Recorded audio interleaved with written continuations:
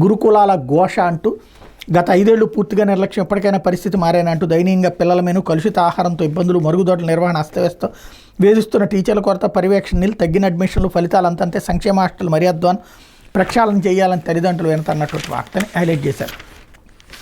లేకపోతే రఘురామ కేసులో విజయపాలకి high court shock అన్నట్టు ఇక్కడ కూడా హైలైట్ చేశారు. మరోవైపు దర్యాప్తునికి సహకరించండి అంటూ ఐపీఎస్ కాంతిరాణ, సిఐ సత్యనారాయణకి హైకోర్టు ఆదేశం, తదుపరి విచారణ వరకు వారిపై చర్యలొద్దని పోలీసులకు స్పష్టీకరణ, ముందస్తు బెయిల్ పిటిషన్పై విచారణ అక్టోబర్ 1కి వాయిదా, ముంబైకి చెందిన సినీ నటి కాదంబరి జత్వాని ఇచ్చిన ఫిర్యాదు ఆధారంగా నమోదైన కేసులో దర్యాప్తునికి సహకరించాలని ఐపీఎస్ అధికారి కాంతిరాణ తాత సిఐ సత్యనారాయణ హైకోర్టు ఆదేశించింది. అలాగే తదుపరి విచారణ వరకు వారిపై ఎలాంటి తొందరపాటు చర్యలు తీసుకోవద్దని పోలీసులకు స్పష్టం చేసింది. జత్వాని ఫిర్యాదు ఆధారంగా నమోదైన కేసులో నిందితుడిగా ఉన్న ఇబ్రహీంపట్నం అప్పటి సిఐ సత్యనారాయణ వేసిన ముందస్తు బెయిల్ పిటిషన్పై మంగళవారం సుదీర్ఘ వాదనలు జరిగింది.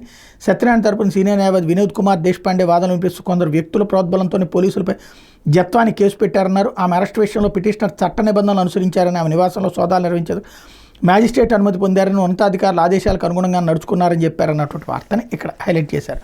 అయితే వివేకా కేసులన్నీ ఒకేసారి